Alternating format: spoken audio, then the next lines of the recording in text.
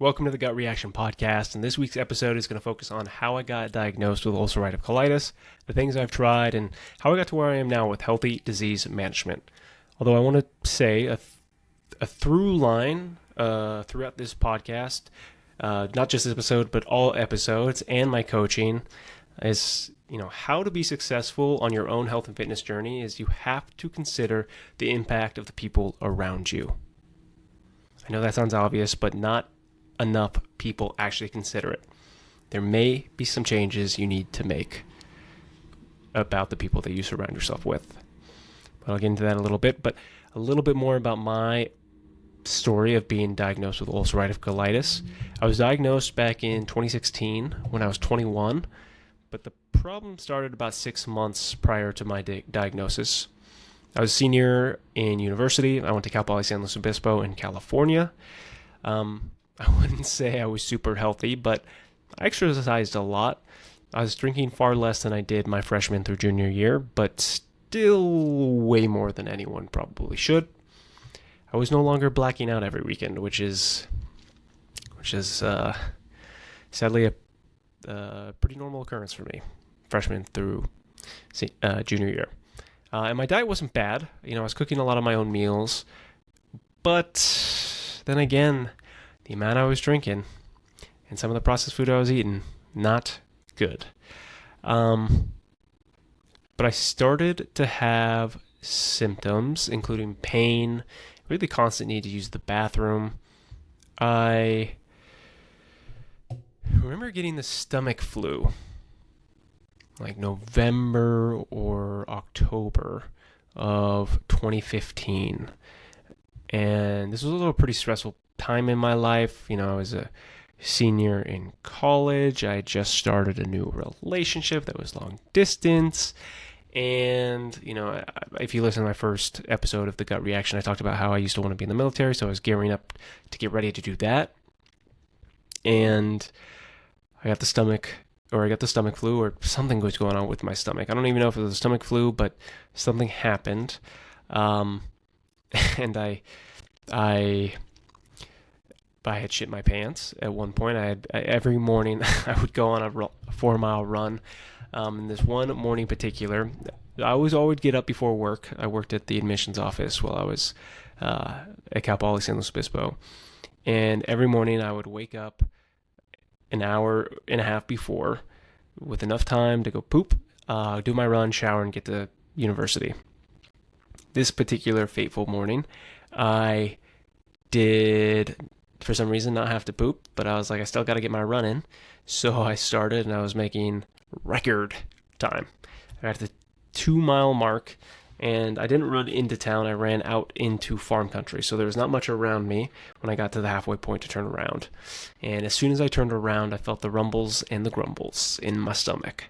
And I stopped, and it went from like not having to poop to like your shit is knocking at the door like hard, like let me out. And eventually the feeling subsided. Because I was always like, I can make it back home. I'm not an animal. I can do this. And I started to jog, and the feeling immediately came back. So for the next probably mile, and by the time I decided like, oh, I should have pooped, I'd already gotten back into the suburbs and civilization. So I could not just poop on the side of the road. And it was now late enough in the morning that there's people on the road. So I really missed my window. So for the third mile, I was just kind of would run or jog, stop as the pain came back. And eventually I just had to walk, and I was just clenching hard in the hopes that I was not going to shit my pants. Unfortunately, when I got within 100 yards of my house, my anus was just like tapped out, couldn't hold on any longer, and I shot my pants. Never done that before, but that was the first time I think that ulcerative colitis really attacked. And, while that was going on, and before that I was feeling pain, more of the constant need to use the bathroom. There was some blood in my stool. And when I say pain, I was like bad gastrointestinal pain. I was losing a unhealthy amount of weight. I couldn't eat. So at a certain point, I took myself to urgent care. Explained to them what was going on, and obviously the first order of business is they want to inspect your rectum. So I got to the urgent care, and they walked me back into a room, and the nurse was telling me that it would be a while because they only had one male doctor on staff.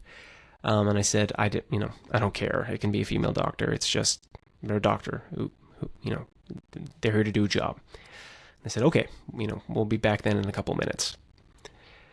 So one of the most beautiful women I've seen at that point in my life as a 21-year-old young man in college that was just about to have a finger stuck up his butt, was going to have it done by a very beautiful doctor.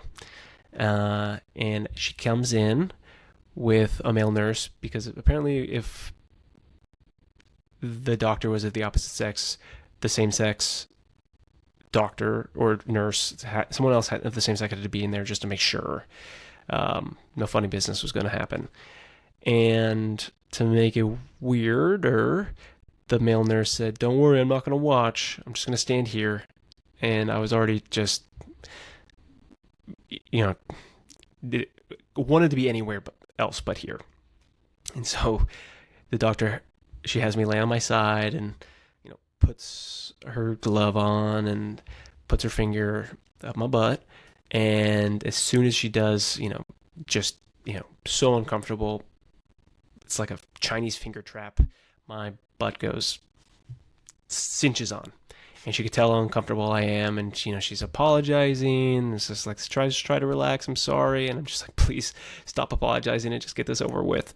And she pulled her hand out, and my ass was so tight, such a Chinese finger trap, that the tip of her glove got stuck, and I heard it snap back.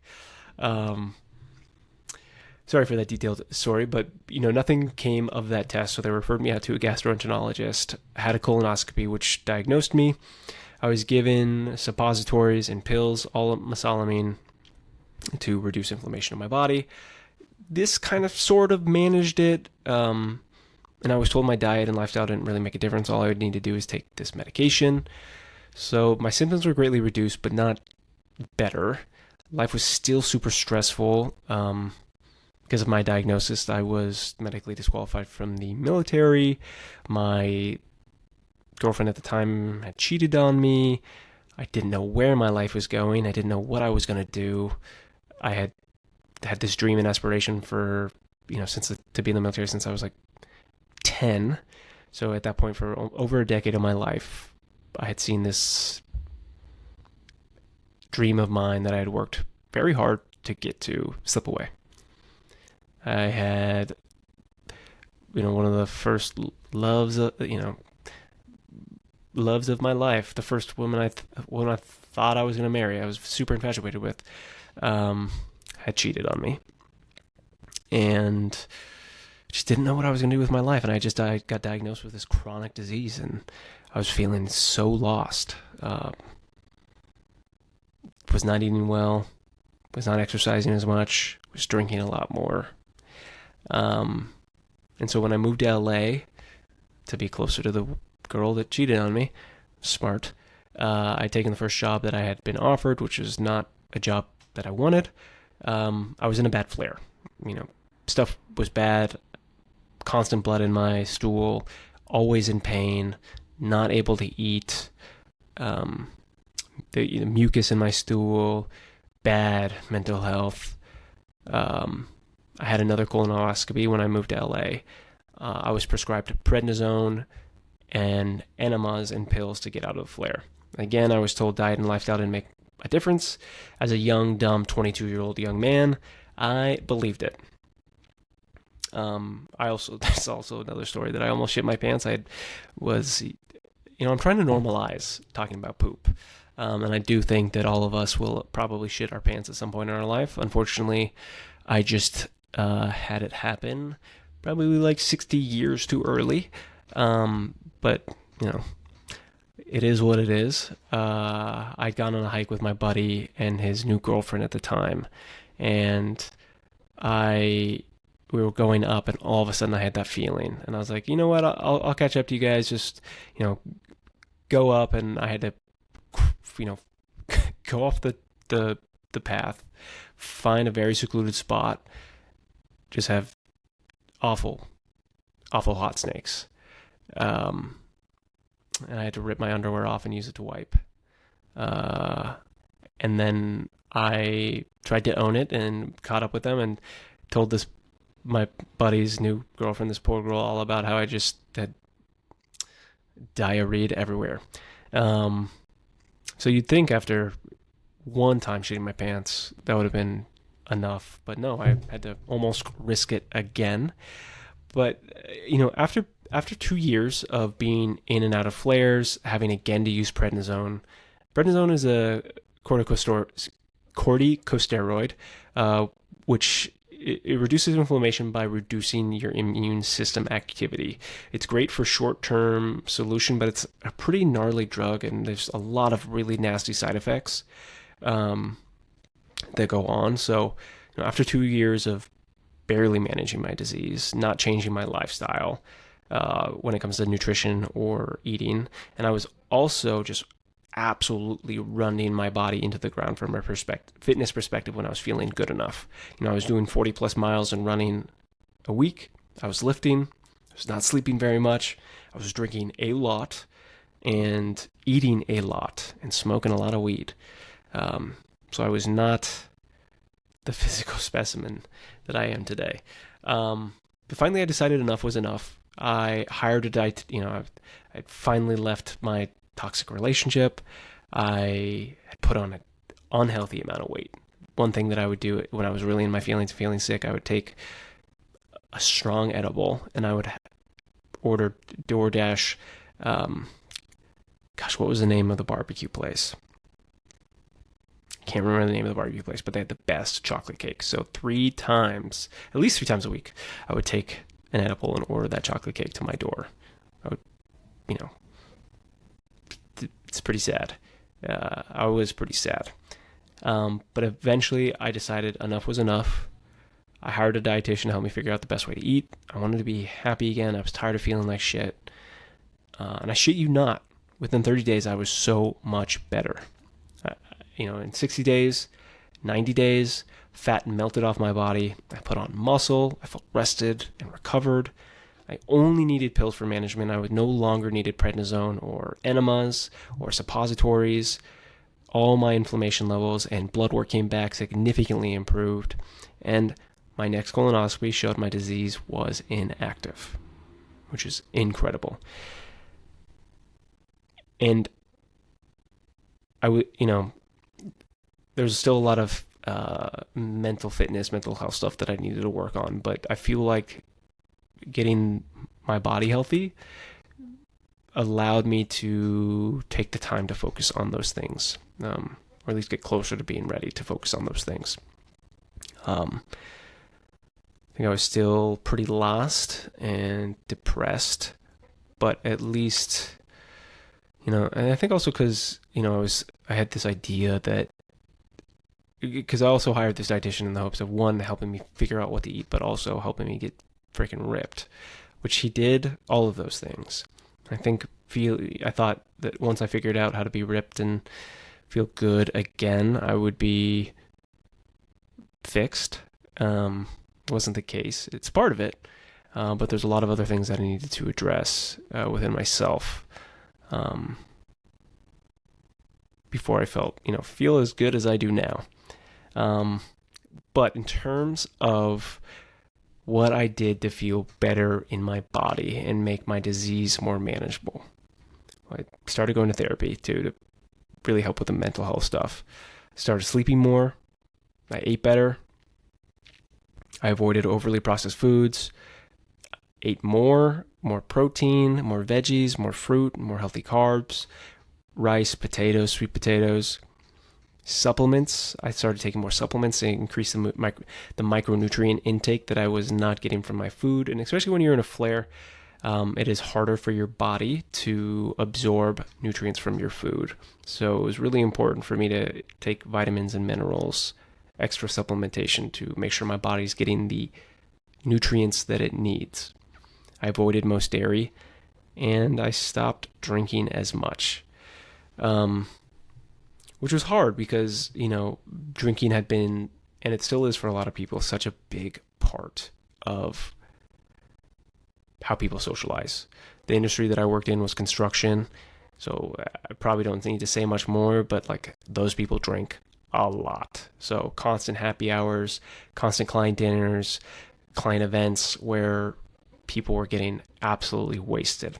I mean, I remember my first week at that job, we were hosting a client event, and my manager gave me $100 to go to the liquor store to buy like 2 handles of whiskey. And I was like, what is this? I just left college. What is going on here? But needless to say, starting to be the one person that didn't drink as much regularly was weird. I mean, I still turned up at holiday parties, probably too much, but it was not a regular thing. And also, like, a lot of my friends from college still were in that drinking a lot phase. And I really, similar to work, struggled with being the person that didn't drink as much, or being fine with one drink and stopping there. And people not understanding what I was going through, or maybe even me not wanting to explain why I wasn't drinking. And I don't blame anyone. Like, I didn't have the tools at the time to explain all of it, or not to care what people thought. Everyone was young and drank a lot, and all of a sudden I wasn't. So, I became more of a social recluse. I started doing less, and that was combined with, also wanting to stay ripped and only being able to eat healthy. And this is also where my weed addiction really started, where all I wanted to do, because everyone was out drinking and eating, I just wanted to eat my food, get high, and sit at home alone. Which, side note, as of today, I believe it's 75 days away from the last time I used weed, which is awesome. In a weird part right now, I think, where, for the first couple weeks of quitting, it was tough. I missed it a lot. And then I stopped missing it. I barely thought about it. And then maybe like 10 days ago, I had this thought pop into my brain. And I think this is just the addict in my brain saying, oh, it's not a problem anymore. It's not a problem anymore. If you've made it this X amount of days, you can try it without a problem. Or you've gotten far enough away from it that it's no longer a problem. So you can probably have a healthy relationship with it again. Like, don't you miss just being able to chill at night and watching a movie or TV or playing video games or making dinner and open up a bottle of wine and smoking a joint? And like, yes, I will not lie, I do miss all of those things. But the fact that I do miss those things, and I think my brain is trying to trick me into getting back there, it's still a problem. So sticking with the path, 75 days, 75 plus more to go, onwards. I don't have a plan of reintegrating it back into my life, and I like it that way. But, what I was going to say is, like I was saying at the beginning, the through line of this is your success can be heavily dictated. I would almost say it's one of the most important aspects of you being, whether or not you're successful in your health or fitness journey, or just becoming a better person or growing, is the people that you surround yourself with. So getting out of a bad relationship was amazing for me.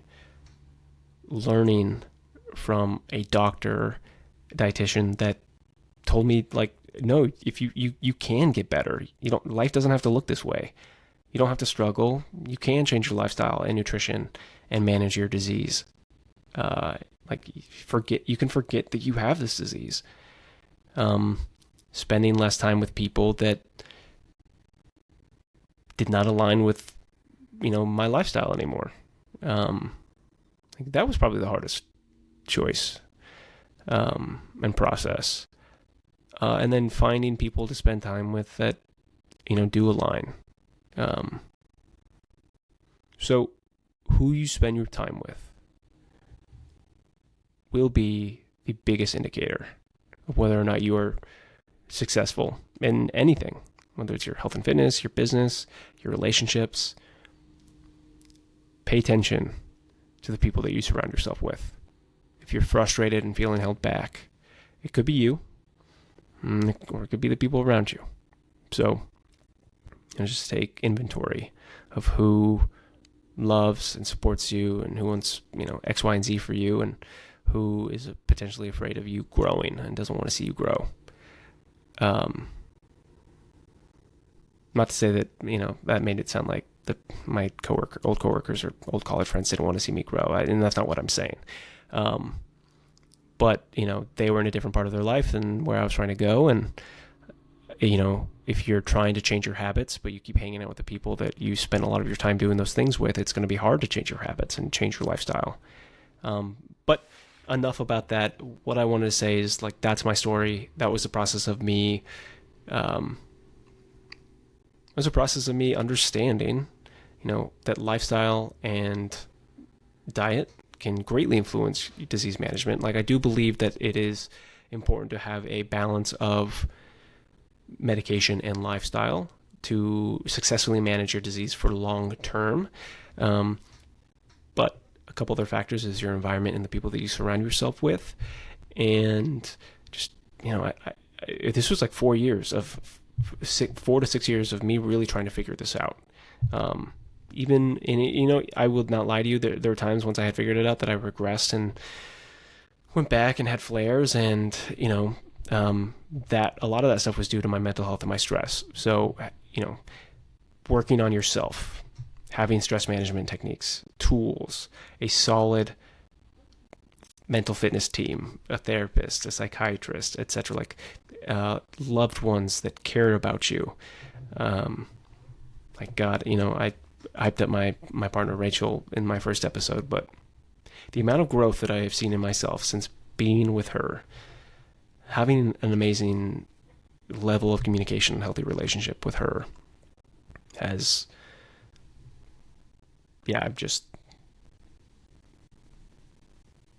I would not be where I am without her, and I'm proud of who I am, and I love who I am.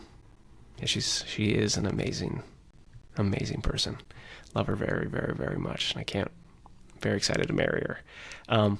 But wrapping it up, who you spend your time with, who you learn from, and who is in your corner can be the biggest aspects of you being able to successfully manage your disease or just improve your health. Exercise. I stopped running myself into the ground. I started exercising more intelligently. It's not about crushing your soul each time. It's just about working out intentionally. So I've worked with multiple coaches. I became a coach myself. I've educated myself about, how to exercise.